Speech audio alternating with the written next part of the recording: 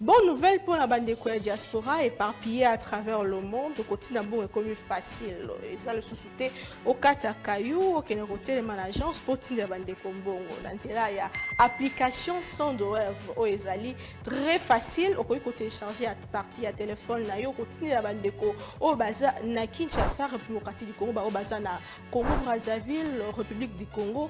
Facilement, bakoki ko récupérer mbongo na nzela ya M-Pesa to Orange Money na bango et yo esika ozali bonne nouvelle Miami Balé ezali que ceux qui ont téléchargé application Sandwave et kotindi na code promo Buzz TV on reçoit $10 le bénéfice donc il n'y a pas mieux télécharger Mokona Lelo Makambaro Télémanagement Cécile il n'y a pas mieux que ça Tindambon la facilité dès aujourd'hui télécharger Sandwave na nzela ya téléphone na yo plus facile, il n'y a pas mieux.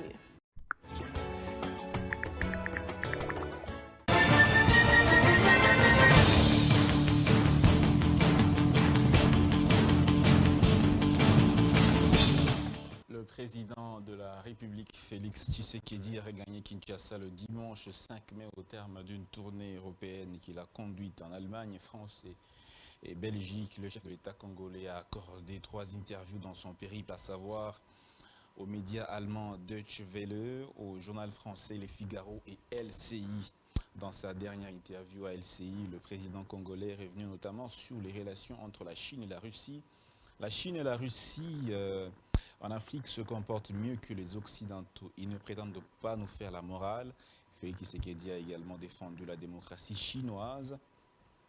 Le chef de l'État s'est plaint par ailleurs du manque de sanctions contre le Rwanda par les Nations Unies malgré les multiples rapports publiés par des ONG internationales. Quelques heures plus tôt, le chef de l'État, Félix Tshisekedi, était devant la diaspora interrogé au sujet d'une éventuelle modification de la Constitution.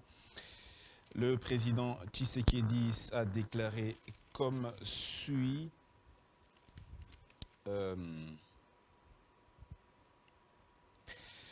Changer la Constitution ne relève pas de mon ressort. Il y a une procédure pour modifier la Constitution. Il faut aussi que le peuple, à travers ses représentants, autorise cela. Moi, j'en ai pas le pouvoir. Ne faites pas de moi un dictateur. Mais il a également dit qu'il mettra en place une commission chargée d'étudier la question pour mettre en place une constitution digne de la République démocratique du Congo. Pour le député Christian Mwando, il s'agit d'une tentative de 3e mandat et ça, on ne peut pas l'accepter. C'est un manque total de leadership. Tshisekedi doit prendre ses responsabilités pour la République et ne pas toujours mettre la faute et ne pas mettre la faute sur les textes. Les textes sont clairs, les textes sont bons. Avec une majorité qui est stalinienne, il aurait dû mettre le pays en ordre et il n'a pas fait. Il n'a pas accusé la Constitution ni personne d'autre. Jean-Claude Katende de la SADO estime que Félix Tshisekedi a franchi le Rubicon. Même au milieu de l'Union sacrée, il y a plusieurs qui n'accepteront pas que le nombre des mandats soit changé, que la durée du mandat et le mode de désignation du président changent. Ouvrir cette porte donnerait de la légitimité à toute personne qui recourrait, même aux moyens non légitimes, pour défendre la Constitution. Des bombes présumées larguées par le M23 ont tué au moins 8 civils les vendredi 3 mai dans la matinée dans la périphérie de Goma. Les projectiles ont explosé sur le site de Lushagala, situé dans un cas de personnes déplacées dans le quartier Mugunga, dans l'ouest de la ville de Goma. Une forte détonation a été entendue sous les coups de 10h30. Des mortiers sont tombés sur le site de Mushagalusa, dans la zone CEPAC. Pendant que l'ACP rapporte 14 morts et 35 blessés, bilan actualisé. En réaction, le président de la Commission africaine, Moussa Faki Mahamat, réitère la position de l'Union en faveur d'une solution politique globale aux défis de paix et de sécurité dans la région. Bombardement de Mugunga, le gouvernement congolais prépare une riposte proportionnelle à cet acte de provocation, a fait savoir le VPM, ministre de l'Intérieur. Et Peter Kazadi, le gouvernement rwandais pour sa part, appelle à une enquête et une vérification crédible qui doivent d'abord être effectuées pour établir ce qui s'est passé réellement. L'Union européenne condamne fermement ces bombardements ainsi que les récentes avancées sur le terrain par le M23 et ses alliés. L'UE exprime sa solidarité aux familles et condamne l'utilisation de plus en plus régulière de l'artillerie lourde à proximité des sites de déplacés. des déplacés. Voilà. Mes sincères félicitations aux nouveaux sénateurs élus à l'issue des élections sénatoriales tenues le 29 avril à Mbujimaï. Les sénateurs provisoirement élus pour la province du Kasaï oriental sont les suivants. Guy Modian Vita, Alphonse Ngoïka Sanji, José Kalala, Wakalala, José Mpanda Kabangu. Ça, c'est un tweet de M. Trésor Mwamba, qui est un cadre au cadre du parti présidentiel. Mesdames et messieurs, merci de nous faire confiance. Deux sujets feront l'objet de cette émission. Premièrement, changer la Constitution, est-ce une nécessité vu le contexte? Deuxièmement, bombardement de Mugunga, analyse les différentes réactions. Et puis, approche du droit international. Pourquoi le Rwanda n'est pas sanctionné malgré les différents rapports qui sont assez clairs à ce sujet? Voilà, on va faire une approche, une analyse sur base d'une approche de droit international. Merci beaucoup de nous faire confiance. 3 invités sur ce plateau. On va commencer par Maître Kizito. Maître Kizito, vous êtes avocat au barreau de Kinshasa, Gombe. Bienvenue à nouveau dans cette émission Grande Tribune. Merci beaucoup, cher Dan. Je salue mes confrères, tous avocats, même si ces plateaux, ils sont comme mes co-débatteurs. Et espérons que nous allons passer les meilleurs moments. Merci beaucoup. Ici, on ne vous reçoit pas en qualité d'avocat, mais d'expert sur les questions juridiques. Bien évidemment. Maître Samuel Nkonko, lui, il est avocat au barreau de Lubumbashi. Bienvenue également dans cette émission. Merci beaucoup, très cher Dan. Je vous salue et je salue aussi les confrères avec qui nous avons partagé ce plateau et qui seront à la même occasion aussi nos co-débatteurs. Merci beaucoup. Maître Martin Milolo, avocat au barreau de Kinshasa, Matete et doctorant à l'université de Kinshasa. Bienvenue pour la première également, Maître Milolo. Merci beaucoup, Monsieur Dan, et ravi de vous retrouver après le colloque sur les 18 ans de la Constitution. Et merci aussi de l'invitation. Je voudrais aussi féliciter Congo Base parce que c'est ma première fois. Dans votre chaîne, j'ai trouvé un beau cadre moderne et voilà, avec des émissions à la hauteur de la chaîne. Donc, mes sincères félicitations. Merci surtout à vous de nous honorer ce jour, Maître Martin Milolo. Merci, messieurs, dames. On va lancer donc les hostilités. Premier sujet, changement de la Constitution. Y a-t-il nécessité? Le chef a parlé de blocage aussi, dans la mise en place des institutions issues des élections, notamment le bureau définitif de l'Assemblée nationale et également le gouvernement qui est l'émanation de la majorité au Parlement. Alors, Maître Kizito, je commence avec vous. Quel est votre avis à ce sujet? Pensez-vous qu'il y a nécessité qu'on aille vers le changement ou la réforme de la Constitution? Merci, cher Dan. Ça a toujours été ma façon de voir les choses depuis un certain temps. Je pensais qu'on n'arriverait pas à avoir plus de 10 ans avec la même constitution, alors que nous le savons tous dans quel contexte la constitution actuelle a été votée par référendum, bien sûr, par les peuples congolais, et comment même sa conception, sa rédaction, les contextes de l'époque, voyez-vous, les choses ont tellement évolué parce que nous ne sommes plus dans les contextes de la guerre, où les pays étaient divisés en 4, où il fallait faire venir tout le monde autour de la table pour le partage des gâteaux. Mais il faut aussi savoir, comme le disait l'ancien président des États-Unis, Barack Obama, qui disait que le monde évolue, il faut évoluer avec le monde. Donc vous savez que le peuple congolais a fortement évolué, mais sur le plan des textes, nous n'avons pas évolué, nous sommes restés les mêmes. Exemple, pour peut-être être d'accord, c'est vrai que le président de la République, lorsqu'il a abordé la question, il n'a pas beaucoup plus ouvert les fenêtres pour évoquer les matières qui peuvent faire l'objet d'une réforme ou quoi que ce soit, ou penser au changement de la Constitution. Parce que il y a des articles qui sont presque verrouillés. Voyez-vous, ces articles ne feront pas l'objet d'une réforme. C'est pourquoi moi je suis partisan de ceux qui pensent qu'il faut carrément changer la Constitution pour retoucher presque toutes les dispositions. Prenez par exemple Par exemple, les Congolais, dans son entendement, ils voient un président de la République qui a tout le pouvoir et, en conséquence, qui doit tout faire. C'est ainsi que vous verrez, les matins, Tata Mokonsta, tout ça, c'est lui qui n'a pas mangé chez lui, il s'adresse au président de la République. C'est lui qui n'a pas été payé les 30, il s'adresse au président de la République. Tout le monde. Et donc, nous avons des mœurs, nous avons nos habitudes qui sont restées attachées à quelque chose, alors que dans l'esprit de la Constitution en place que nous avons, voyez-vous, la Constitution fait du président de la République avec un pouvoir limité, en telle enseigne que il est irresponsable devant l'Assemblée nationale et que c'est le Premier ministre qui, en parlant... Le Premier ministre a plus de pouvoir que le chef constitutionnel parlant, le chef de l'État, le gouvernement. Bien évidemment, parce que le programme, l'action gouvernementale est l'œuvre du Premier ministre, même si celui-ci est nommé par le président de la République. C'est ainsi que vous verrez et qu'il est responsable à l'Assemblée nationale, mieux devant le peuple, durant le temps de son mandat. Et le président de la République, il laissera que le moment de vote, lorsqu'il va aller rendre compte et solliciter les voix, une fois qu'il va revenir. Quel est votre avis par rapport à ce que dit Jean-Claude Katende de l'Assado? Il dit le chef de l'État a franchi le Rubicon. Même au milieu de l'union sacrée, il y a plusieurs qui n'accepteront pas que le nombre de mandats soit changé, que la durée des mandats ou le mode de désignation du président change. Ouvrir cette porte donnerait de la légitimité à toute personne qui recourrait même aux moyens non légitimes pour défendre la Constitution. Mais la question est simple, ou la réponse est simple. Qui est Jean-Claude Katende?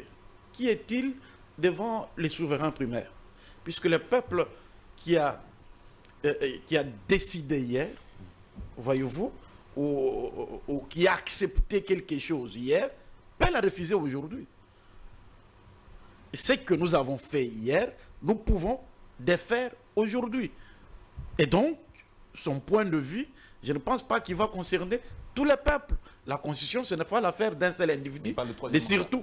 La question du troisième mandat, ce n'est pas une question taboue. C'est question des peuples congolais. On peut nous regarder en face et discuter sur la question. Regarde, le président de la République a prêté serment depuis le mois de janvier, si je pense bien. Aujourd'hui, nous sommes déjà au mois de mai. Oui. Nous n'avons aucune institution de mise en place, je peux bien dire.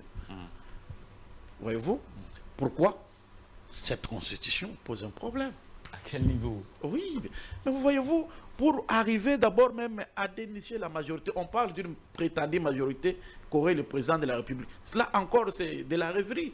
Parce que lorsque vous allez à l'Assemblée nationale, vous trouverez qu'il y a des partis politiques qui sont partis en indépendant, comme partis politiques. Et même si de manière vulgaire, il se réclame d'une prétendue majorité qui n'est pas formaliste. Mais le risque de le voir aller au troisième mandat, ça ne vous dérange pas? C'est un débat, non, c'est un débat qui doit exister. Pourquoi nous pouvons parler de troisième mandat actuellement? Et donc, du choc des idées, la lumière pourra jaillir. Merci. Et ceux qui vont estimer que non, le troisième mandat ne vaut pas, pourquoi pas ne pas parler de 7 ans pour un président de la République et non 5 ans?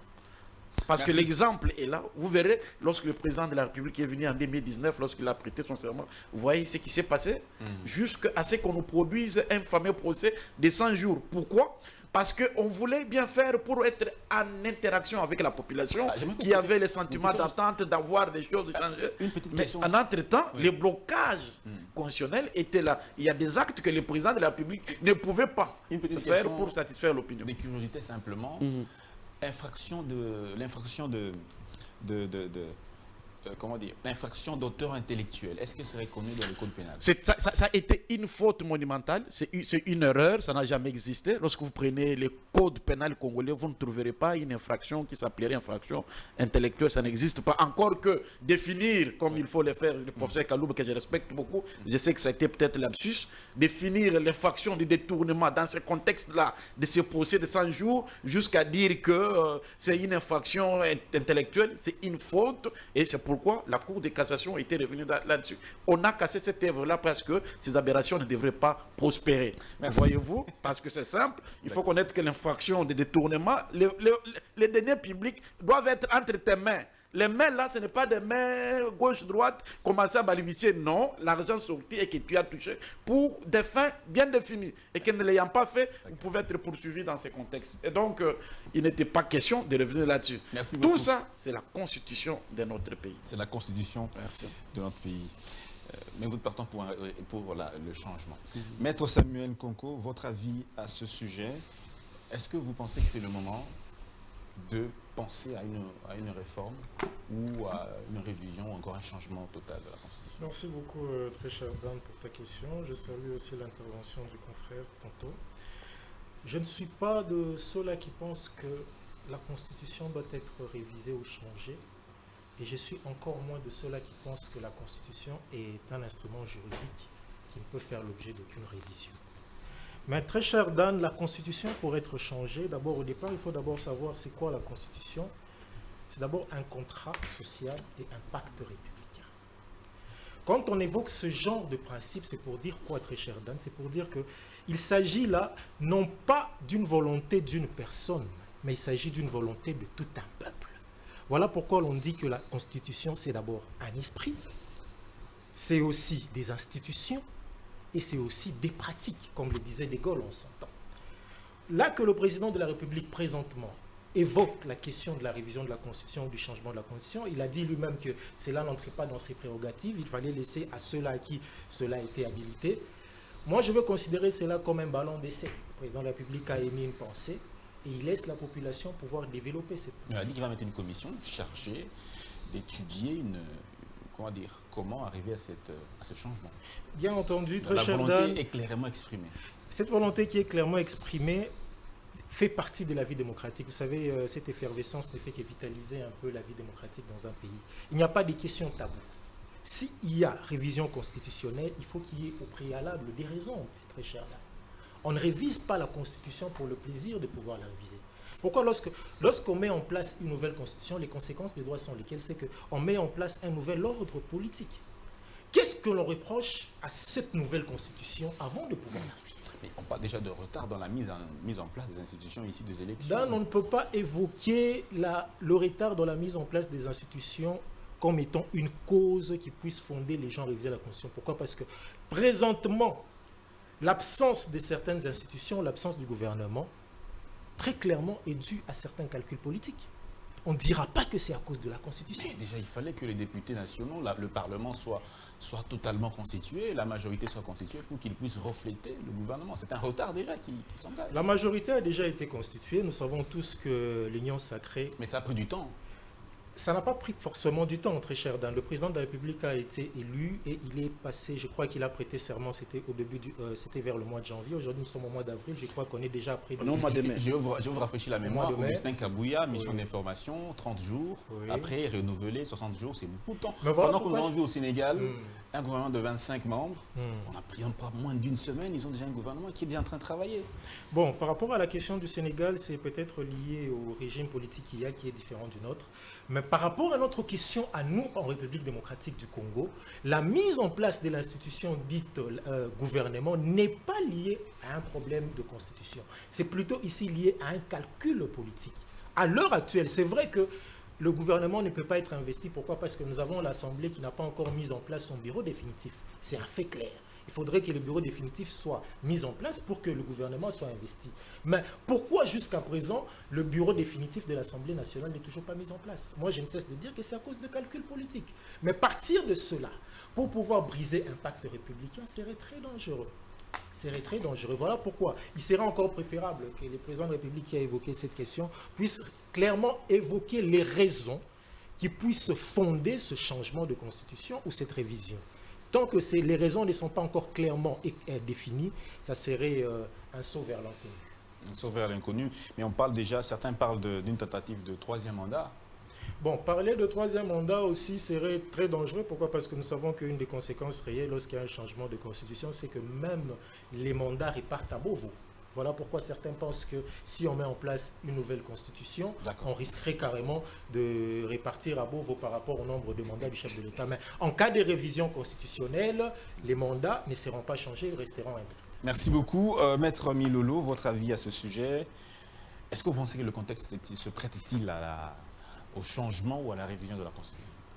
Oui, merci beaucoup, Monsieur Dan. Bon, je voulais d'abord... faire un balisage sémantique, conceptuel entre le changement et la révision constitutionnelle. Le changement de la Constitution suppose le passage d'une Constitution à une autre. Et dans la plupart des cas, le changement de la Constitution peut aussi vous conduire au changement des républiques. Ça veut dire que on peut passer, comme aujourd'hui on est sous la 3e République, on peut passer à la 4e. Et donc c'est notamment sur base du changement que on parle aujourd'hui par exemple de la 5e République en France. Et donc c'est plus le changement de la Constitution. Et ici le changement des constitutions définitives, ça veut dire les constitutions qui connaissent la sanction populaire, c'est-à-dire les constitutions qui sont passées par référendum. Alors que la révision constitutionnelle, c'est un mécanisme prévu par la Constitution elle-même. En tout cas, la plupart des constitutions, notamment notre Constitution, a prévu à son titre 7, en tout cas, la révision constitutionnelle. C'est dire que voilà, la révision, c'est un mécanisme d'adaptation d'un texte constitutionnel au contexte, mais la Constitution elle reste quand même la même, mais le changement fait que on passe. Une autre différence, c'est que le changement de la Constitution, c'est un acte essentiellement politique. Alors que la révision constitutionnelle est un acte hybride. Elle a une dimension politique, certes, sur les raisons de cette révision, mais elle passe par une procédure juridique qui est prévue par la Constitution.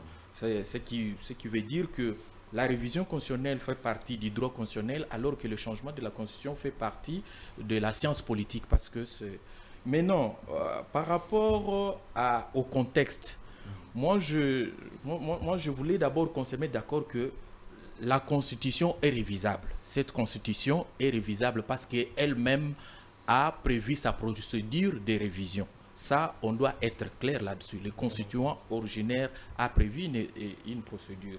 Mais, comme vous l'avez dit, le contexte nous est aussi rappelé par le point 3 de l'exposé des motifs de cette Constitution.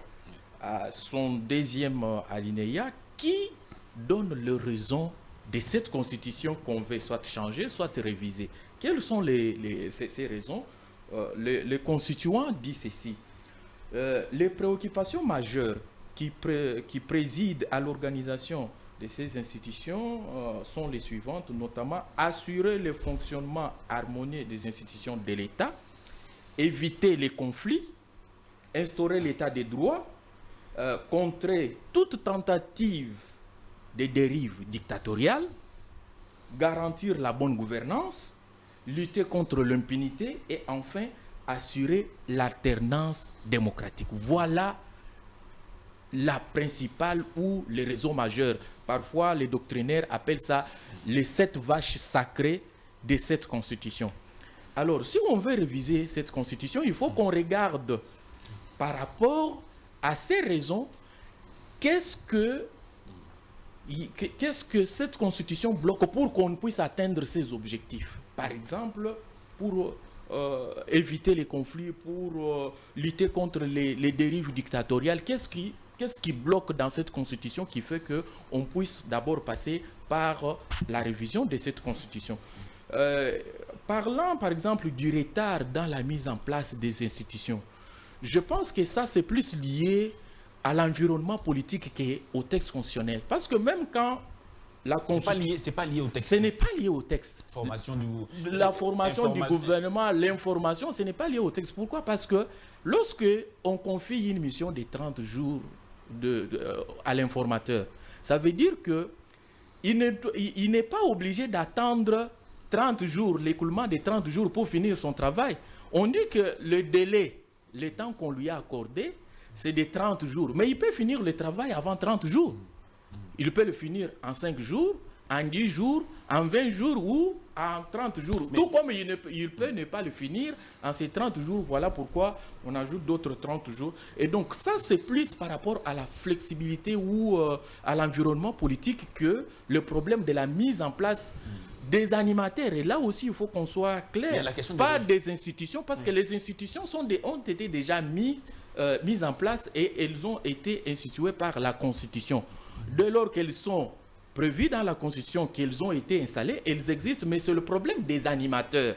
Et il y a certaines institutions qui ont des animateurs. Par exemple, le président de la République, c'est une institution. Même si c'est un animateur unique, c'est une institution. Pour cette institution-là, il y a déjà un animateur. Mais pour, par exemple, le gouvernement, le Parlement, là, il y a un problème de l'environnement politique qui pose problème, mais ce n'est pas lié à cette constitution. Ce n'est pas lié à cette constitution.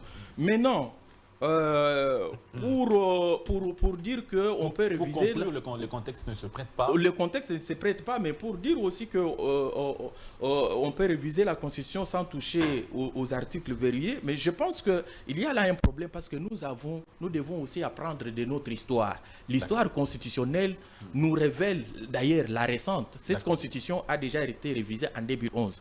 Mais en 2011 déjà, on a touché aux dispositions qu'on disait intangibles, notamment en élargissant les prérogatives du président de la République sur les institutions politiques provinciales qui bénéficient de l'autonomie politique dans le cadre du régionalisme comme forme de l'État instituée par cette Constitution. Et donc il y a un danger si on révise la Constitution, il y a possibilité qu'on puisse toucher à cette Constitution. Et donc le contexte ne s'y prête pas. Oui. Merci beaucoup.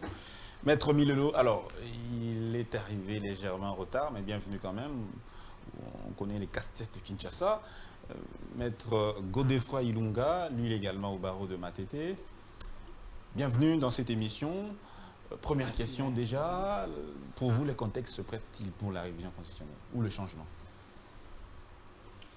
Merci bien. Je crois que c'est un auteur... un philosophe qui disait, je crois que ça doit être Aristote, il disait que la meilleure constitution en théorique peut se révéler la pire en pratique.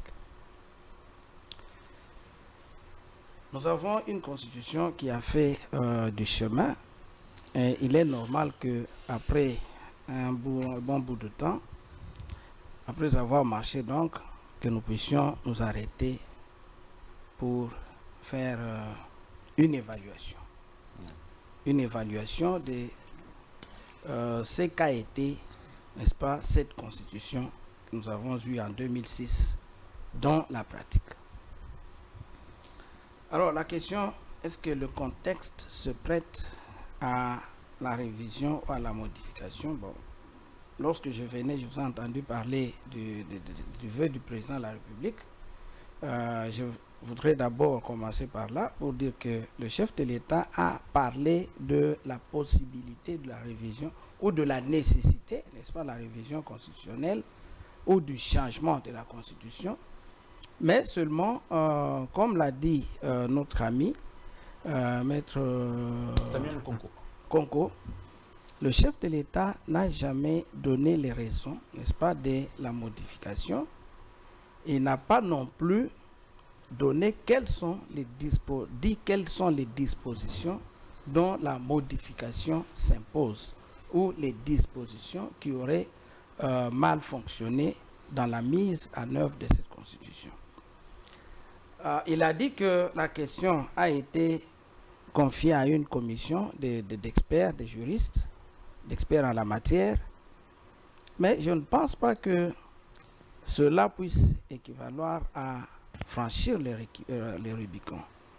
Je ne pense pas, parce que déjà, comme l'a dit notre ami à ma gauche ici, modifier la Constitution, ce n'est pas un problème, ce n'est pas franchir les Rubicons.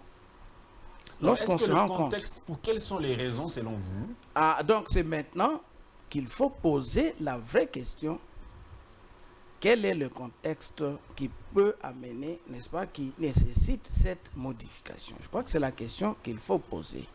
Et là, comme je l'ai dit, le chef de l'État n'a pas abordé concrètement la situation. Mais je vous pose à vous la question. Alors, cette question nous étend. Je voulais tout d'abord dissiper les malentendus dans la tête de M. Katende, qui dit que ce serait tabou que de parler de la révision de la Constitution. Mais parce que si on le fait... Parce qu'il y a eu déjà révision de la Constitution, ce n'était pas un sujet tabou, n'est-ce pas? Ce n'était pas tabou que de réviser la Constitution. Cela étant, qu'est-ce que nous avons constaté dans le fonctionnement de cette Constitution? D'abord, je vais aborder la première question qui a été abordée par les amis tout à l'heure, le retard dans la mise en œuvre, n'est-ce pas, dans la mise en place des institutions. J'ai entendu mon ami, Maître Martin, dire que ce n'est pas une question de texte, mais c'est plutôt une question d'environnement politique. Moi, je pense que les deux sont liés. Les deux sont liés. Pourquoi la Constitution va-t-elle parler d'une mission d'information de 30 jours renouvelable? C'est parce que dans, n'est-ce pas, la mission de l'informateur, il peut arriver que cet environnement politique puisse poser problème, puisse faire problème. Et l'environnement politique en question, c'est là... Comment? Vous n'avez pas répondu toujours à ma question. Je suis en train de répondre. Est-ce que le contexte... Le raisonnement, voyez-vous, le raisonnement, c'est constitué. Vous allez répondre à la fin. Je suis en train de répondre. Allez-y. Quel est cet environnement politique qui a fait que nous puissions prendre autant de temps pour arriver, n'est-ce pas, à la mise en place d'un gouvernement? Vous avez évoqué la situation, n'est-ce pas, du Sénégal tout à l'heure. Mais ce sont nos textes qui sont à la base de ça. Comment voudriez-vous, n'est-ce pas, que le président de la République soit obligé de nommer un premier ministre au sein de la majorité parlementaire dans un environnement où il y a autant de partis politiques? Nous en avons combien ici aujourd'hui? Est-ce qu'il est facile d'avoir la majorité parlementaire dans un pays comme le nôtre, avec autant de partis? Est-ce qu'on ne peut pas considérer déjà... C'est impossible, quasiment impossible. D'où il faut basculer, n'est-ce pas, vers des alliances. Et quand on va aux alliances, mais c'est les jeux politiques. C'est les jeux politiques, c'est les jeux des intérêts. N'est-ce pas? C'est ce qui va faire que la machine sera tout à fait lourde. Très bien. Donc c'est une question de texte. Et des deux. Pour finir. Pour finir, mais je viens de commencer. Je viens de commencer. Des deux. Vous rappellerez qu'il n'y a pas longtemps, on a déploré en fait l'instabilité des institutions provinciales dans notre pays. Des motions de défiance contre le gouverneur par des assemblées provinciales. Tout ça, pourquoi? Parce qu'on a tout simplement rendu la machine tout à fait lourde. Et aujourd'hui, n'est-ce pas, on va aller beaucoup plus loin. Même les bourgmestres seront élus. Voilà ce que ça fait. En termes de lourdeur, n'est-ce pas? Parce que on ne peut pas nommer un bourgmestre, il faut qu'il soit élu. Et qu'il soit élu là, le même jeu politique va entrer, n'est-ce pas, en jeu, et puis rendre les choses tout à fait difficiles. Merci. Et avec lui, n'est-ce pas, avec lui, tout ce que nous avons connu aujourd'hui en termes d'apologie du tribalisme, n'est-ce pas? De la part de qui? C'est impossible aujourd'hui que moi, ici, j'aille me faire élire dans une autre province. Qui est la vôtre, la province d'origine qui n'est autre que la vôtre. Et ce sera très très pénible. Merci beaucoup. Alors que nous avons connu une expérience dans ce pays ici avec le président Mobutu. Merci. De la nomination des non-originaires. Je crois que tout ça, il y a beaucoup de choses qui demandent. Et même la question du mandat, je vais finir par là. Le mandat, la limitation du mandat du président de la République. Moi, je crois que ce n'est plus une question taboue aujourd'hui. On parle des dispositions intangibles, mais cette constitution n'est pas aujourd'hui, n'est pas la première dans l'histoire, n'est-ce pas, constitutionnelle de la République démocratique du Congo. Nous avons connu des constitutions, mais où sont-elles? Elles ont été changées, pas révisées, mais changées. Très bien. Et là, on n'a pas tenu compte, s'il vous plaît, de ce qu'il fallait entendre par disposition intangible ou non dans ces constitutions-là. Merci Donc, beaucoup. ce n'est pas un problème qu'on change la Constitution. Et je peux donner, n'est-ce pas, des raisons totalement valables qui militent à ce que le mandat du président de la République soit changé. Aujourd'hui, nous sommes en train de faire, nous sommes en train de faire face, On a compris. n'est-ce pas, à une guerre d'agression. Merci beaucoup, on a compris. On ne va pas, vous n'allez pas monopoliser la parole quand même. Il y a 4 personnes autour de la table. Tout le monde doit parler. Mais il y a les articles que vous appelez verrouillés. L'article 220, je crois que je vais lire, 220. Bon, on va lire plus tard. Il y a des articles verrouillés, des articles non verrouillés. Quand on parle du changement de la Constitution, est-ce qu'on ne vise pas essentiellement les articles verrouillés? Voilà, c'est une question qui en réalité... D'abord, il faut noter que la révision constitutionnelle s'arrête à l'Assemblée nationale sur base d'une proposition de loi. Les députés en débattent et puis c'est fait. Mais les changements de la Constitution, il faut soumettre la question au peuple, au souverain primaire, le référendum. Et qu'il y ait une élection avec tout ce que nous connaissons des budgets qu'il faut mettre en place. C'est tout ce qui a toujours créé la peur d'organiser les référendums ou changer la Constitution parce que ça va prendre un budget énorme puisque c'est toute une élection là-dessus. Mais pour revenir aux amis avant de répondre à votre question. Non, à ce jour, nous sommes en plein 21e siècle. Il n'y a plus de questions taboues. Si les questions taboues ont existé hier, en plein 21e siècle, les questions taboues n'existent plus.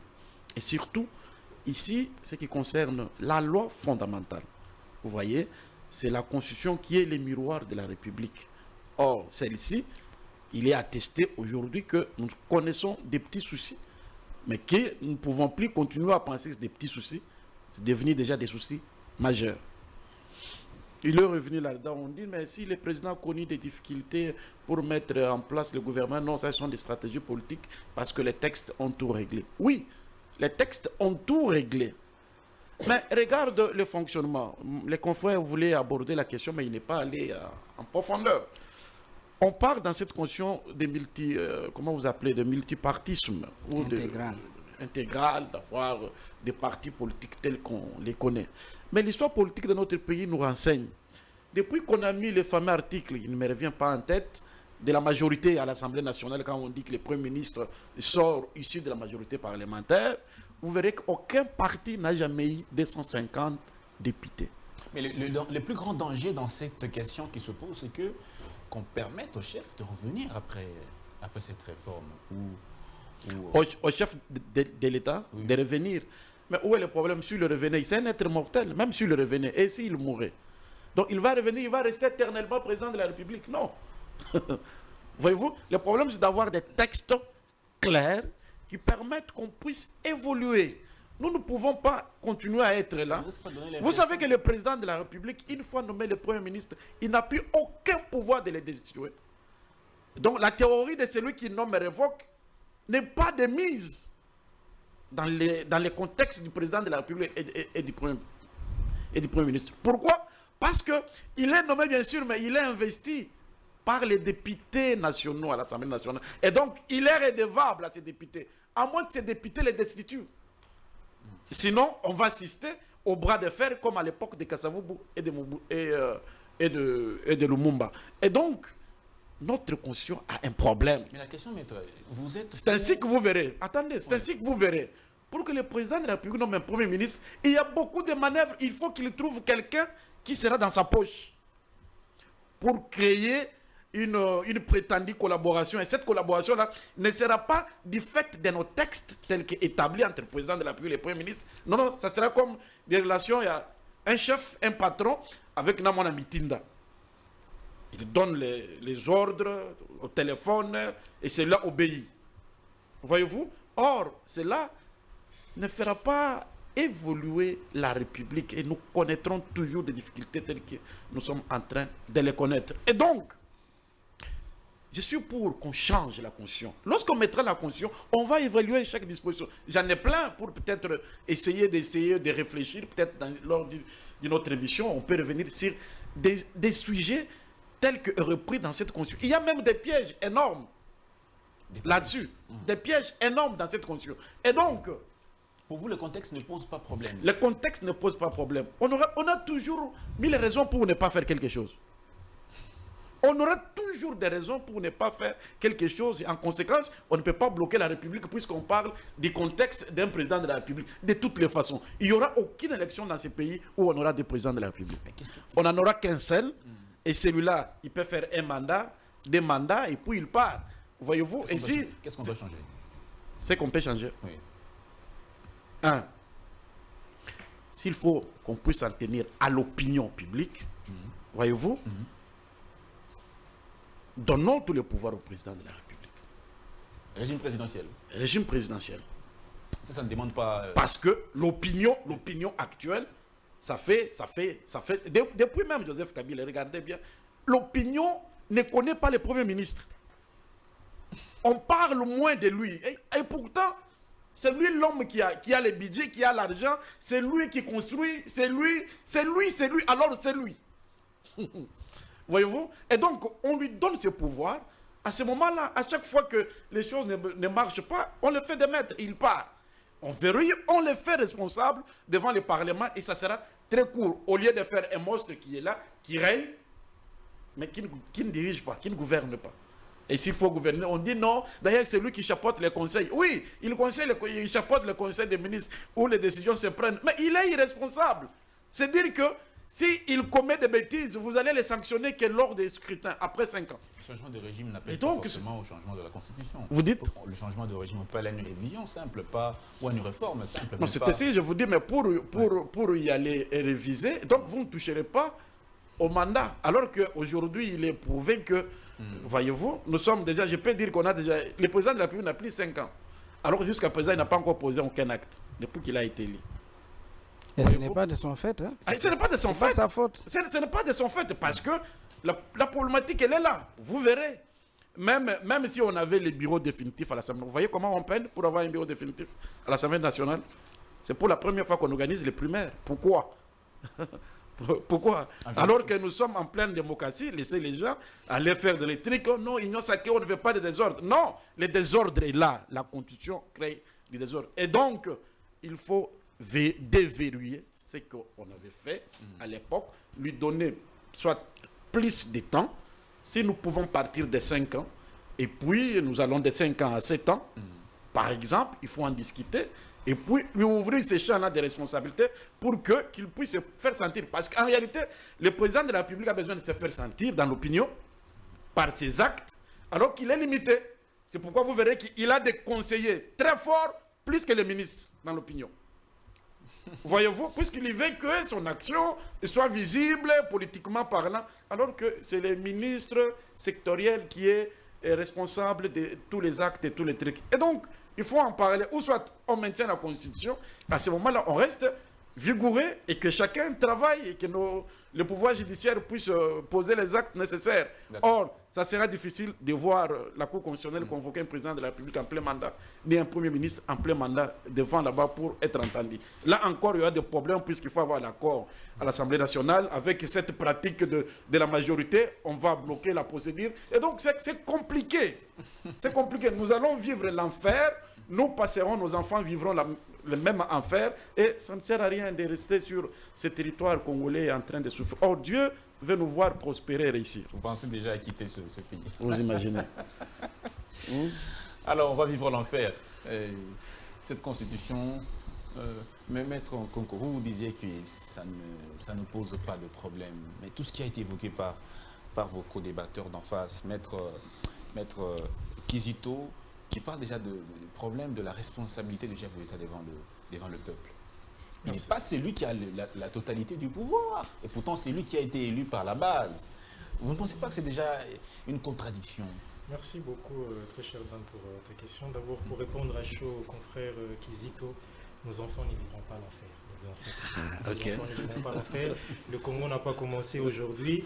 On l'a reçu des aïeux et on va le léguer aussi à nos enfants et ils ne vivront pas l'enfer. Alors, par rapport à la question liée, moi je vais parler plus aux raisons fondamentales qui puissent fonder le président à pouvoir réviser la Constitution. À entendre le confrère à côté de moi, il a parlé plus de l'effacement du Premier ministre au profit du président de la République. Si nous constatons cet effacement-là, il est dû à quoi? C'est carrément à la mise en œuvre du pouvoir politique. Notre Constitution, elle est claire. Ce n'est que le Premier ministre qui engage le gouvernement. Il répond en responsabilité devant le Parlement. Ce n'est pas le président de la République. Et si vous constatez depuis le début de notre Troisième République, depuis la promulgation de cette Constitution en 2006 jusqu'à ce jour, c'est la première fois que l'on constate un Premier ministre totalement effacé. C'est carrément pour une première, c'est uniquement les récentes années. Tout ça, c'est dû à quoi? Est-ce que c'est dû forcément à la Constitution? Je ne le crois pas. Le confrère est en train de souligner ici qu'il faudra qu'on retourne plus au régime présidentiel. Donc, en d'autres termes, il veut carrément dire qu'il faudra renforcer les pouvoirs du président de la République. Chers confrères, il n'y a pas de régime politique que notre pays n'ait pas connu. Le régime présidentiel dans ce pays, c'est du déjà vécu. Alors, à vouloir retourner dans ce qu'on a déjà vécu, c'est vouloir aussi revivre ce qu'on a vécu en ce temps. Le régime Mobutu que nous avons connu sous la Deuxième République est un régime qui a mené ces pays où on est aujourd'hui. Et pourquoi est-ce que le pouvoir du président est limité? Le pouvoir du président est limité tout simplement. D'abord, au départ, c'est par rapport à ce que prévoient les personnes qui ont pensé la Constitution, qui voulaient qu'un pouvoir soit arrêté par un autre. Voilà pourquoi aujourd'hui, nous avons plus un président de la République qui a des pouvoirs limités et nous avons un Premier ministre qui conduit la politique de la nation, mais en concertation. Sa politique est dictée en concertation avec le Premier ministre. On dit au 5e mois, le chef a été déjà prêté serment au mois de janvier. Nous l'avons dit tantôt à la première prise de parole. Il n'a pas encore mis en œuvre ses engagements qu'il a pris devant la population. Il a dit 6 engagements, je vais faire ça, mais il a déjà du retard. C'est déjà un échec. Nous l'avons dit dans notre première prise de parole que ce n'était pas lié à la Constitution. Il est question ici peut-être que des calculs politiques. Et le risque, c'est lequel? Parce que c'est le dernier mandat du chef de l'État. Et avec l'expérience politique dans le pays, nous savons que les derniers mandats des chefs de l'État sont généralement des mandats secoués. Nous risquons de connaître un mandat où le président de la République va se mettre à faire des calculs politiques jusqu'à la fin du mandat et les peuples risquent de rester à sa merci. Et c'est c'est la crainte que nous avons. Au lieu d'envoyer le président de la République à commencer à traiter des questions de révision constitutionnelle, il a bien plus de choses à faire qui soient plus importantes pour le développement de notre pays. Comment va-t-il le faire sans gouvernement? Mais voilà pourquoi je suis en train de dire tantôt qu'il est question de calcul politique. La mise en place de notre gouvernement tarde premièrement parce que le bureau définitif n'est pas encore mis en place. Non, mais pour nommer un gouvernement, ça ne demande pas qu'il y ait un bureau définitif. Bien sûr, parce que le gouvernement doit être investi par... Bien sûr, mais d'abord, le nommer d'abord. Mais il a déjà nommé un Premier ministre. Mais ce n'est pas encore confirmé, pas encore tous les portefeuilles ne sont pas encore... À ce jour, on en a deux. Hein. On en a deux. Et les démissionnaires et les Et nouveaux celui noms. qui est en fonction. On ne dira pas que c'est forcément toujours à cause... Ils viennent de signer un décret il n'y a pas longtemps. Hein? On ne dira pas toujours que c'est à cause de notre constitution. Moi, bien au contraire, nous dirons plutôt que c'est toujours des calculs politiques. Et ce qui est regrettable, c'est que le peuple n'en tire aucun intérêt. Le peuple n'en tire aucun intérêt. Il y a bien de choses sur lesquelles la classe politique peut pouvoir s'attarder. Il y a bien de choses. Mais pourquoi s'attarder sur les questions qui vont carrément briser un pacte qui existe au milieu d'un peuple? Des questions qui vont carrément qui vont surchauffer carrément l'attention. Vous ne craignez pas que le président qui viendra après le chef de l'État, Félix Tshisekedi, soit buté au même problème? Les difficultés dans la vie politique, on les rencontre toujours. Mais on reconnaît les grands hommes d'État lorsqu'ils savent résoudre les problèmes qu'ils rencontrent. Nous allons dire à ce jour que la difficulté que nous avons de la mise en place du gouvernement n'est pas liée à notre constitution. N'est pas liée à notre constitution, mais plutôt à certains calculs politiques, tout simplement. Lorsqu'on va décider de mettre fin à ces calculs politiques, vous allez trouver qu'on va trouver une solution à ça. Mais je voulais chuter par rapport aussi à ce que le confrère Matin a dit tantôt par rapport à la révision constitutionnelle que notre constitution a connue en 2011, où il a dit... qu'on a eu à toucher aux matières intangibles prévues par l'article 20. Là, il évoque les prérogatives liées il évoque les prérogatives liées préconnues aux provinces. Mon frère, je voulais juste dire ici que les prérogatives liées aux provinces n'ont pas été touchées. Bien au contraire, on a placé le président de la République comme étant un arbitre en cas de conflit des institutions au niveau de la province. parce que nous avions constaté qu'il y avait des conflits récurrents au niveau de la province. Et la révision de 2011, je crois que dans l'exposé des motifs, c'est bien prévu que le président de la République a été placé comme étant un arbitre pour essayer de résoudre les questions liées au conflit entre l'exécutif provincial et l'Assemblée délibérante provinciale. Si vous lisez l'exposé des motifs, moi je l'ai, si vous voulez, je peux le lire aussi pour vous. L'exposé des motifs lié à la version de la Constitution. Merci beaucoup. Vous l'avez? Alors, c'est pour dire tout simplement, je vais chuter que l'article 220 n'a pas été touché en 2011. Les matières intangibles n'ont pas été touchées. On a carrément placé le président comme étant un arbitre de toutes les questions liées au conflit des institutions en province. Merci beaucoup. Maître Martin Milelo. Oui. Il y a deux tendances. L'une qui est partante pour, en tout cas, le changement, le renforcement du pouvoir du chef de l'État. L'autre qui dit que ce n'est pas un problème de texte, c'est un problème d'environnement politique. Vous êtes de cette même tendance-là. Mais vous qui travaillez sur la révision constitutionnelle, qu'est-ce qui peut faire l'objet d'une révision à ce jour? Oui, merci. Je vais peut-être revenir sur votre première question de cette dernière série de tours de table. C'était est-ce que l'article 220 ne risque pas d'être aussi touché? Est-ce que le débat autour de la révision constitutionnelle, ce n'est pas en réalité le débat sur la crainte de la révision ou de la révisabilité de cette disposition? Alors, je vais revenir avant toute chose en lisant l'article 220 pour que peut-être qu'on puisse rafraîchir la mémoire. L'article 220 dit ceci. La forme républicaine de l'État, le principe du suffrage universel, la forme représentative du gouvernement, le nombre et la durée de mandat du président de la République, l'indépendance du pouvoir judiciaire, le pluralisme politique et syndical ne peuvent faire l'objet d'aucune révision constitutionnelle. Ça, c'est le premier alinéa. Et l'alinéa 2, et c'est là où je vais revenir sur ma position par rapport aux provinces, est formellement interdite toute révision constitutionnelle ayant pour objet ou effet de réduire les droits et libertés de la personne ou de réduire les prérogatives des provinces et des entités territoriales décentralisées. Je me limite là. C'est là donc l'article 220. Mais aussi, pour revenir à votre première question, c'est qu'il y a effectivement une crainte. Il y a effectivement une crainte parce que quand on parle du contexte, on voit quoi? On voit l'environnement actuel. Nous connaissons que nous sommes dans un environnement où nous avons une force politique qui est en train de prendre les allures d'un parti unique. Aujourd'hui, l'union sacrée, c'est pratiquement en fait presque la totalité de la classe politique. On n'a pas les contre-pouvoirs qui sont prévus dans la Constitution. On a une opposition presque, en tout cas, affaiblie. Et on a les médias, vous les médias qui connaissez des problèmes. Nous avons eu des journalistes, tout ça, ainsi de suite. Nous sommes dans un contexte de restriction de l'espace civique qui atteint un certain nombre de niveaux, notamment, vous avez entendu que le cardinal, pour avoir dit quelque chose lors de l'homélie, il est convoqué. Et donc, on est dans ces contextes-là. Et dans ces contextes-là, toucher à un texte aussi fondamental que la Constitution, qui est un des éléments constitutifs de l'État, aujourd'hui, parmi les éléments qui fondent l'existence d'un État, il y a la Constitution. Au-delà du gouvernement, de la population et du territoire. Et donc, la Constitution n'est pas un texte qu'on peut toucher parce qu'on n'a pas mis en place un gouvernement. Voilà, on touche à la Constitution. Ça, ce sont des questions conjoncturelles. On peut les gérer.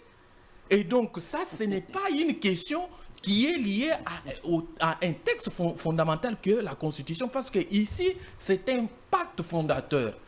Pourquoi on a cette Constitution ?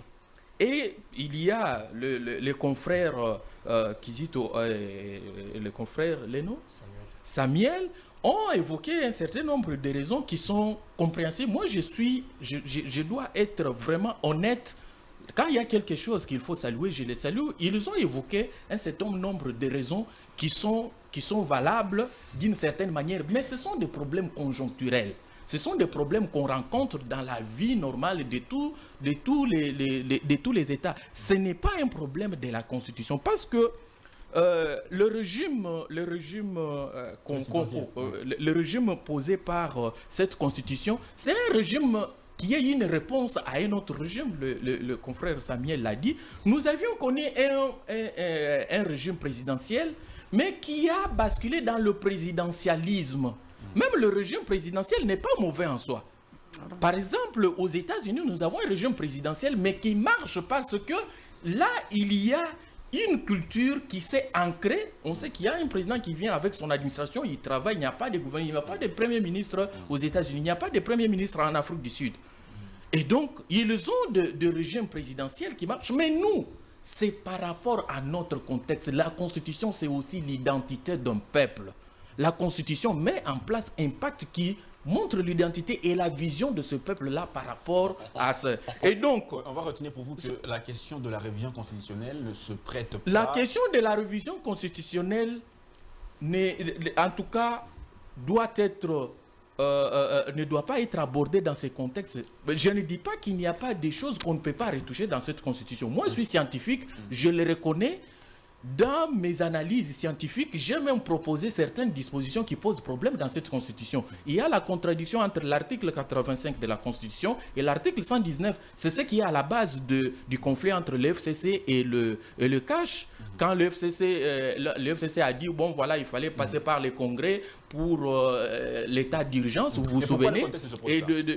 Le contexte ne se prête pas parce que nous sommes dans un contexte de réduction de l'espace civique. Ça veut dire nous avons un camp politique qui est en train de prendre les dérives présidentialiste qui est en train de pouvoir réduire presque l'environnement politique au sein de la classe politique. Mais je voulais aussi souligner, en tout cas c'est très important parce que j'ai entendu Maître Christo dire que la révision constitutionnelle se limite au Parlement. Non. L'article 218 de cette Constitution donne des possibilités dans la procédure de la révision constitutionnelle. La révision constitutionnelle est en principe définitive que lorsqu'elle est passée par référendum. C'est ce que l'alinéa premier de l'article 218 dit. Mais il y a eu une exception que la révision peut passer par le Congrès, non pas par l'Assemblée nationale, par le Congrès, lorsque le Congrès l'adopte. Mais l'initiative, et aussi c'est là où je voulais un peu aussi éclaircir par rapport à... Oui, juste un mot pour dire que nous sommes en train de parler sur le président public. Le président ne révise pas la Constitution. Oui. Le président ne révise pas la Constitution. Cette Constitution a donné les niveaux ou les institutions qui peuvent initier une révision constitutionnelle, parce que nous avons trois types d'initiatives. Un projet de révision constitutionnelle qui vient d'une initiative de l'exécutif, soit du président, s'il en est l'initiative, il fait la proposition, soit du gouvernement, on délibère au sein du Conseil des ministres, on a un projet de révision, soit une proposition qui vient d'origine parlementaire, le Sénat, soit une pétition, parce que le peuple a aussi la possibilité d'initier la révision constitutionnelle avec 100 000 signatures. Et donc, dans tout ça, le président n'intervient que à la promulgation d'un texte qui a déjà été adopté. Merci donc beaucoup. Le président ne révise pas la Constitution et qu'on n'induise pas le président de la République en erreur pour dire qu'il doit réviser la Constitution, mais c'est quelque chose qu'il faut pour l'instant laisser de côté parce que le pays connaît d'autres problèmes et il a plus de pouvoirs qui lui permettent d'être plus actif que de passer par la révision constitutionnelle. Merci beaucoup. Bon, on va finir sur cette thématique. Il faut qu'on prenne la deuxième, bien que on a tout du temps. Je sais que on finit avec vous et puis on prend la deuxième. Alors, 5 minutes, s'il vous plaît, maître. 5 minutes. Lui seul. Vous avez plus de 5. Rapidement. Bon, j'aimerais d'abord... Est-ce qu'on ne vise pas nécessairement, quand on parle de changement ou de révision, moi, on ne vise pas les articles qui sont verrouillés? Je n'ai pas peur de le dire. Je vous ai dit que ce n'est pas un sujet tabou. On ne peut pas concevoir, n'est-ce pas, que devant une constitution qui a démontré ses limites, on soit désarmé comme ça, parce que l'article 220 de cette constitution nous interdit de toucher à certaines matières. Je vous ai dit qu'elle n'est pas la première, n'est-ce pas? Elle ne sera pas non plus la dernière. Je crois que mon estimé confrère, Maître Milolo, a dit ici que lorsqu'on change, n'est-ce pas, la Constitution, c'est une question, politique, hautement politique. Or, quand on parle de l'aspect politique, on voit, n'est-ce pas, la levée des options, n'est-ce pas, devant guider l'action du peuple organisé. Alors, dire que on est en train de viser, n'est-ce pas, de toucher aux articles, aux dispositions verrouillées, et c'est pour cela qu'on parle. Je crois que ce n'est pas un problème. Et moi, effectivement, je trouve que la seule manière pour pouvoir déverrouiller cette disposition, c'est justement de modifier, de changer la Constitution. C'est pourquoi je ne parle pas de la révision, mais je parle du changement de la Constitution. Est-ce que le contexte se prête à cela? Je crois, j'ai aimé l'intervention de Maître Milolo lorsqu'il parle du contexte, mais j'ai trouvé que c'était un peu tendancieux. C'était tendancieux lorsqu'il dit qu'il y a un groupe qui est en train de confisquer les libertés et tout ça, s'ériger, prendre des tendances dictatoriales d'un parti unique. Mais le contexte n'est pas que celui-là. Le contexte... Ça craint qu'on puisse verser dans le présidentialisme. Le contexte, je l'ai compris. Oui. Le contexte, c'est aussi la multiplicité et l'émiettement des partis politiques. Aujourd'hui, comment est-ce qu'on peut assainir les jeux politiques dans notre pays avec autant de partis politiques qui naissent, qui se scindent, n'est-ce pas, pour donner naissance à d'autres partis. On peut aujourd'hui aller jusqu'à 1000 partis politiques. Comment sera les jeux? Parce que nous avons prôné le multipartisme intégral, n'est-ce pas? Et je crois que c'était un piège. Je me souviens que lorsque le président Mobutu ouvrait l'espace politique en son temps, il avait prôné un multipartisme à 3. On s'était opposé à lui, mais on s'est rendu compte finalement qu'il avait raison quelque part. Le multipartisme à 3. Aujourd'hui, vous comprenez que pour vivre dans ce pays, il faut faire la politique. Il faut créer, être un président. Nous sommes un pays de présidents, président de tel parti politique, président de tel parti politique. Et c'est pour cela que les jeux... Et quand on dit que c'est une question conjoncturelle, le problème que nous sommes en train de vivre aujourd'hui, n'est-ce pas, l'impossibilité dans laquelle nous nous trouvons pour former un parti politique, et plutôt un gouvernement, après autant de temps. Ce n'est pas qu'un problème conjoncturel, c'est un problème de texte. Qu'est-ce qui a donné naissance à cette conjoncture-là? Ce sont des textes. C'est cette liberté-là, je dirais, ce libertinage, n'est-ce pas, donné par le texte. Or, l'article 220, déjà, interdit de toucher à cette matière-là. On vous dit que nous risquons de basculer à ce que nous avons déjà vécu. Mais nous avons également vécu cette expérience. La Première République, qu'est-ce que c'était? Si ce n'était pas l'autoritarisme, mais c'était aussi les désordres qu'il y a eu. Nous ne l'oublions pas. Non, mais quand même, ils ont parlé. Malheureusement, moi j'ai... Pourquoi aujourd'hui, je vais revenir à ce qu'il a dit. Aujourd'hui, lorsqu'on a un président de la République élu, c'est tout le monde, tous les yeux se tournent vers le président de la République. Je ne pense pas que ce que Maître a dit là, pour dire que Maître Samuel a dit, en soutenant que c'est seulement aujourd'hui qu'on a un Premier ministre effacé. La question n'est pas celle d'un Premier ministre effacé, c'est celle de la responsabilité qui est mise sur les épaules du président de la République. Tout le monde aujourd'hui est en train, n'est-ce pas, de mesurer l'action du président Félix Tshisekedi aux réalisations qui sont l'œuvre du gouvernement de la République. Et comme contrairement à ce qu'il a dit, ce n'est pas que le gouvernement exécute la politique en concertation avec le président. Ce n'est pas ce que la Constitution dit. Merci. Le gouvernement définit en concertation avec le président de la République et c'est lui qui la met en œuvre, le gouvernement. Mais regardez qu'au lieu, n'est-ce pas, de s'en prendre au gouvernement, on s'en prend au président de la République. On parle des 100 jours du président de la République, n'est-ce pas? Alors aujourd'hui, avec tout ce qui est arrivé, comment est-ce que vous allez apprécier l'action du président de la République les 100 premiers jours? Merci, Maître Godefroy. Ce sont les textes à la base. Vos 5 minutes ont été déjà épuisées. On va prendre la dernière thématique. On va prendre chacun un tour de table, hein, parce qu'on a plus de temps. L'agression de la RDC. Pourquoi le Rwanda n'est pas sanctionné au regard du droit international, malgré les preuves tangibles? Qu'est-ce qui se passe, Maître Kizito? C'est un problème de la diplomatie, mais je suis resté assoiffé avec la première question, parce qu'il y avait beaucoup de choses à revenir là-dessus. Mais on reviendra prochainement, il n'y a pas de problème. Mais ce qui se passe, c'est que c'est la diplomatie agissante. Oui, mais les sanctions, là, il y a des organes qui sanctionnent. Les conseils de sécurité, pour sanctionner, doivent avoir tous les éléments sur sa table. Voyez-vous? Et ces éléments, si vous incriminez les Rwandais, par exemple, et que les Rwandais venaient avec un discours qui balaye presque tout ce que vous avez dit, vous ne verrez pas de sanctions. Or, pourquoi même quand on parle de toucher la Constitution, il faut toucher la Constitution? La Constitution nous pose beaucoup de problèmes, l'actuelle Constitution.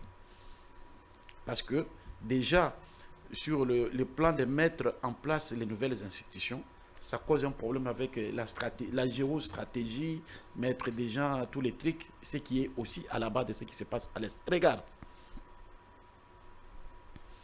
Nous parlons du Rwanda depuis des années, depuis que nous autres, on était petits. On parle de cette crise à l'Est. Je suis sûr que nos parents, ils ne sont plus, peut-être nos grands-parents, ils ne sont plus, ils nous ont laissés dans ce contexte. Nous risquons aussi, nous, à notre tour, partir et laisser les noms de ces petits pays-là puissants et forts. Puisqu'on entend trop parler du Rwanda, sans dire ce qu'il est concrètement, ces pays-là. Parce que nous sommes très désordonnés, nous-mêmes, ici au pays. Voyez-vous, s'il est attesté, puisque l'État, c'est les rapports de force.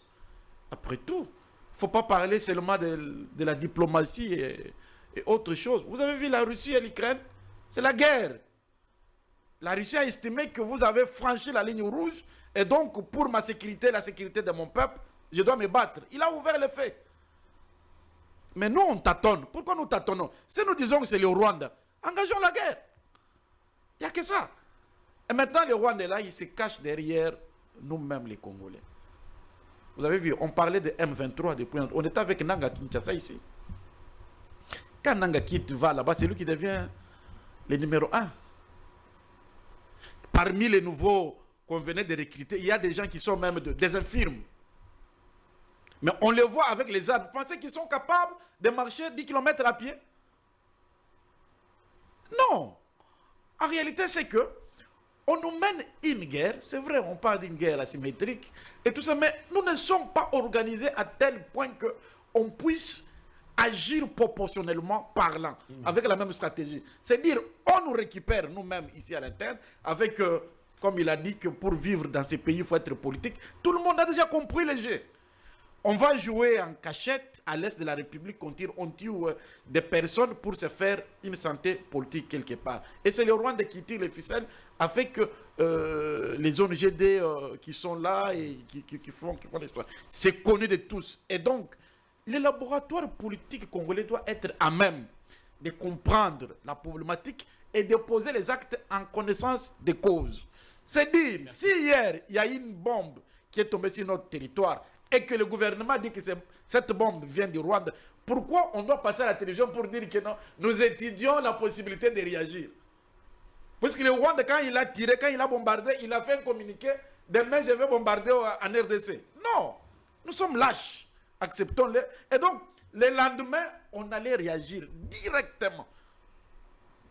Une bombe au Rwanda tombe et on entend. Le Rwanda qui fait un communiqué, non, on doit d'abord étudier la possibilité d'étudier pour éclairer l'opinion, savoir d'où ça vient. Oh non, c'est les Congolais eux-mêmes. et nous sommes là en train de regarder. Et donc, c'est ça. Merci Le beaucoup, président Maître de la Kizito. République avec son gouvernement, on Ils peut en doivent changer parler. la Constitution. Vous avez là aussi, Merci beaucoup. si l'Assemblée nationale, il y avait Merci. un bureau définitif, les ministres de la Défense seraient convoqués à l'Assemblée nationale. Les ministres de l'Intérieur seraient convoqués pour Merci. expliquer aux Congolais pourquoi cette même maladie doit continuer comme ça. Je suis désolé. Merci Voilà. beaucoup. Pourquoi le Rwanda n'est jamais sanctionné, malgré les rapports des Nations Unies elles-mêmes? Qu'est-ce qui se passe? Merci beaucoup, cher Dan, pour ta question. Je crois que je ne serai pas long parce que je ne sais pas ce que je dois dire de nouveau ou ce qu'on pourra dire de nouveau sur la question de l'Est de notre pays. Je crois qu'on a presque épuisé presque toutes les paroles aussi. Mais en termes de responsabilité, il y a une responsabilité au niveau national et une responsabilité au niveau international. National dans le sens où ça fera près de 20 à 30 ans que nous n'avons pas su mettre en place une armée forte et efficace, susceptible de pouvoir réellement protéger l'intégrité du territoire national. Cela est de notre responsabilité. Et la responsabilité internationale est parce que la communauté internationale avait décidé lors du génocide rwandais, avait intimé l'ordre à la République du Zaïre en son temps de pouvoir ouvrir les frontières afin de recevoir les génocidaires qui avaient traversé la province pour venir vers la République démocratique du Congo. Et jusqu'aujourd'hui, les personnes qui se retrouvent en République démocratique du Congo continuent à être un alibi qui fonde le Rwanda à pouvoir piller l'Est de la République démocratique du Congo. Et pourquoi le Rwanda reste jusqu'à présent, n'est toujours pas l'objet de sanctions? Oui, il y a des communiqués qui fusent dans tous les sens, qui condamnent, mais on ne voit pas des mesures qui sont prises, qui puissent être de nature à pouvoir réellement amener le Rwanda à pouvoir se rétracter. Des mesures prises au niveau de la communauté internationale. La communauté internationale, parce que c'est vrai qu'il y a des communiqués qui fusent dans tous les sens, où on condamne les Rwandais. Mais pourquoi il n'y a pas des mesures importantes? Pourquoi il n'y a pas des condamnations qui soient de nature, par exemple, à leur priver, je ne sais pas, de certaines subventions qu'ils ont? Pourquoi il n'y a pas des mesures dans ce sens-là? Le Rwanda est en train carrément de pouvoir surfer sur tous les communiqués qui fusent dans tous les sens et qui ne l'inquiètent presque plus. Mais je veux chuter en disant que l'hégémonie du Rwanda sur la région des Grands Lacs n'est pas éternelle. Avant le Rwanda, il y avait le Zaïre. Mais les Rwandais peut-être étaient prudents parce qu'ils ont pris le temps, ou bien nos amis de cette partie de la République ont pris le temps de pouvoir préparer l'après-Zaïre. Mais nous aussi, les Congolais, préparons l'après-Rwanda au travers certaines mesures. J'ai souvent dit que pour régler la question de l'Est, nous avons besoin de, premièrement, je vais chuter par là, très cher Dan, j'ai toujours dit pour régler la question de l'Est, nous avons besoin, premièrement, de pouvoir mettre en place des stratégies à court terme, à moyen terme et à long terme. À court terme, c'est poursuivre sur la voie diplomatique. À moyen terme, à long terme, c'est mettre en place une armée forte. Merci beaucoup. Maître Martin Milolo, votre avis? Pourquoi le Rwanda ne fait pas l'objet de sanctions au niveau international, malgré les rapports, les preuves accablantes? Oui, mais la vraie question, c'est pourquoi la situation de l'Est de notre pays perdure depuis plus de 3 décennies. Moi, je voudrais parler de... depuis un certain temps, je n'utilise plus le concept communauté internationale parce que la communauté, nous, Africains, nous comprenons, quand on parle d'une communauté, on parle d'une certaine solidarité, d'un certain lien. Ce qui se passe sur la scène internationale n'a rien de communauté, n'a rien de solidarité. Moi, je parle plutôt de la société internationale. Parce que dans une société, tu amènes, j'amène, c'est celui qui a plus, qui a... Et ce qui compte sur le plan international, c'est le rapport de force. Le Congo est inaudible. Tout ce que nous avons, les rapports mapping, tout ce qu'on a là, le Congo n'a plus rien à démontrer en termes de violation du droit international. Nous avons la charte de l'ONU. Le Congo est membre de l'ONU. Le Rwanda est membre de l'ONU. Il y a la non-ingérence dans les affaires intérieures d'un pays dans la charte de l'ONU, dans l'acte constitutif de l'Union africaine. Il y a l'intangibilité des frontières des États dans la charte de l'ONU. Mais pourquoi ça ne passe pas? Parce que nous sommes faibles, nous avons un gouvernement faible. Aujourd'hui, on ne sait pas exactement quelle est l'action principale de l'exécutif congolais face à cette guerre. Est-ce que c'est la diplomatie? C'est l'armée? Est-ce que c'est le problème interne? Ou c'est un flou, une ambiguïté qui commence à nous agacer, nous, en tant que citoyens. Quand nous avons, par exemple, des ministres qui font ça dans les conseils des ministres, alors que c'est nous, les peuples, qui pouvons faire ça, et eux, ils prennent c'est de l'irresponsabilité, et ça, pour des gens qui sont désignés comme étant des responsables, ce n'est pas une bonne chose. Donc, il y a un problème de l'inaudibilité du gouvernement congolais. Il faut qu'on puisse changer. Et pour être entendu sur la scène internationale, il faut avoir la force. La force, vous pouvez avoir la force militaire, mais vous pouvez aussi avoir la force économique. Vous savez pourquoi le Japon aujourd'hui est respecté? Mais parce que le Japon, la Chine, constituent une force économique. Nous disons que nous sommes un scandale géologique, nous avons des matières, nous avons ainsi de suite. Mais nous pouvons aussi utiliser nos matières premières comme étant des outils de puissance pour faire en sorte que vous, les États-Unis, pour avoir accès à nos matières, par exemple, couper, sanctionner le Rwanda, faites ceci. Nous avons l'Union européenne ici, nous sommes à côté de l'Union européenne. Mais l'Union européenne est en train d'appuyer chaque mois avec 20 millions d'euros à l'armée rwandaise qui achètent les matériels qui font qu'ils viennent bombarder les civils sur notre territoire. Et donc là, c'est un problème. Donc, il faut que le gouvernement congolais prenne ses responsabilités. Mais au niveau national, il faut que nous puissions revoir les choses. La question de l'impunité, la question de la corruption dans l'appareil judiciaire et sécuritaire pose énormément de problèmes. Merci beaucoup. On termine avec vous, maître. Merci bien. Moi, je vais plutôt émettre notre son de cloche. Je pense, c'est vrai que nous avons des causes internes, c'est vrai. Mais il faut aussi savoir prendre en compte notre histoire. Le Congo n'est pas né faible. Et le Congo a été affaibli. Je crois que Maître Samuel vous a dit ici qu'on nous a imposé en 1994, n'est-ce pas, d'ouvrir nos frontières. Et c'est toute une armée qui est entrée avec les matériels militaires et tout ça. Vous pensez que c'était fait pour rien? C'était des calculs. Et ce qui arrive aujourd'hui, c'est la conséquence de ce temps-là. Votre question, pourquoi, malgré qu'il y a des preuves, n'est-ce pas, de la violation du droit international par le Rwanda, l'agression de notre pays, mais il n'y a toujours pas de sanctions. Qui doit sanctionner? Qui a la charge, n'est-ce pas, de la paix dans le monde aujourd'hui? C'est principalement le Conseil de sécurité des Nations Unies. Et qui sont au Conseil de sécurité? Les 5 membres permanents. N'est-ce pas, ceux qui ont le poids, n'est-ce pas, de la paix dans le monde. Le droit de veto. Est-ce que vous pensez que le petit Rwanda pouvait faire face à la RDC? Voir le Rwanda, c'est se méprendre. Ce n'est pas considérer véritablement le problème dans son vrai jour. Ce n'est pas le Rwanda qui nous agresse, ce sont les grandes puissances. Kagame vous a dit que les matières premières de la RDC n'ont pas pour destination seulement le Rwanda. Mais le Rwanda n'est qu'un transit, n'est-ce pas? Elles ne font que transiter par le Rwanda. Alors, la personne qui a la charge, n'est-ce pas, de sanctionner, lorsqu'elle-même se cache derrière le Rwanda, vous pensez qu'il y aura des sanctions? Vous pensez que vous aurez une certaine diplomatie qui pourra changer la communauté internationale? Et j'ai préféré, comme l'a dit notre ami, la société internationale. Le droit, la communauté internationale, c'est une communauté, c'est une société fortement politisée, où l'importance même du droit est relativisée. N'est-ce pas? De telle sorte que l'application du droit dépend des intérêts des États.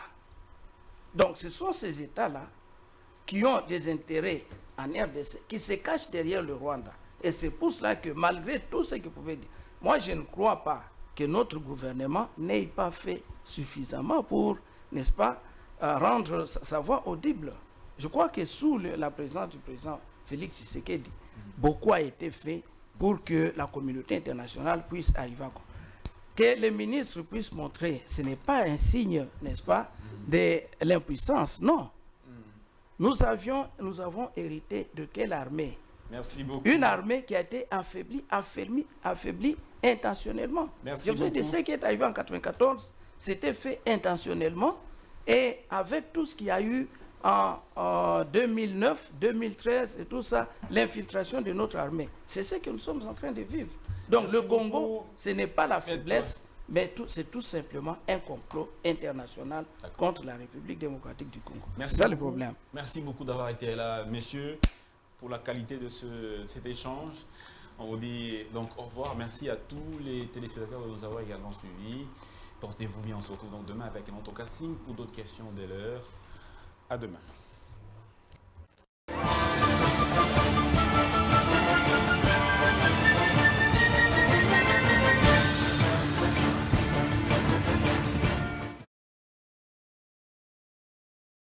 Bonne nouvelle pour la bande de diaspora éparpillée à travers le monde. Le quotidien est comme facile. Et ça le sous-souté au Katakayou, au Kénéroté, les managers, pour la bande de Kombongo. Dans il y a application sans douleur au Ezali très facile. Au côté télécharger à partir à téléphone, na yo quotidien la bande de Ko au Baza na Kinshasa, République du Congo, au Baza na Congo Brazzaville, République du Congo.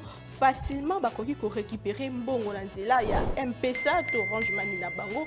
Et yo esika ozali bonne nouvelle miami balé ezali que ceux qui ont téléchargé application Sandware et kotindi na code promo Buzz TV on reçoit $10 le la bénéfice. Donc il n'y a pas mieux télécharger Mokona Lelo Makamba Hotel Management Cécile, il n'y a pas mieux que ça. Tindambon la facilité dès aujourd'hui télécharger Sandware Nandela ya téléphone nayo plus facile, il n'y a pas mieux.